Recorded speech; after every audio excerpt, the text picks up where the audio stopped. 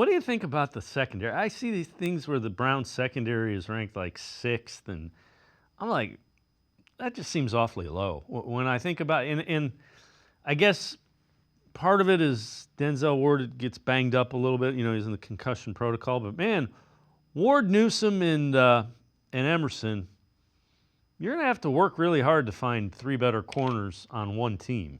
I don't know if you can do it. The Browns secondary kind of feels like the Spurs because they don't have the big like superstar of that era, right?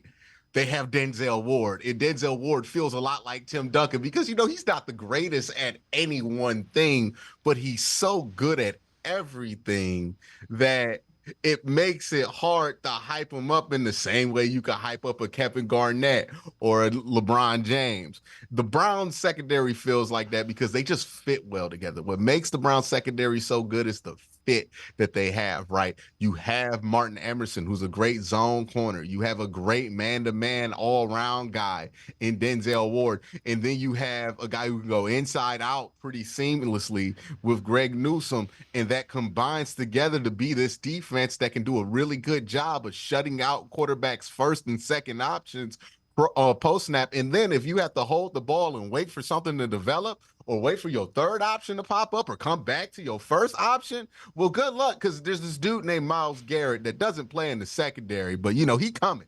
Right. So that pressure that these teams are playing on kind of adds into the secondary that the Browns have. And I think it's kind of Myles Garrett is part of the reason they don't get is rated as high because people feel like, oh, well, you're only that good because you got Myles Garrett breathing out the neck of quarterbacks.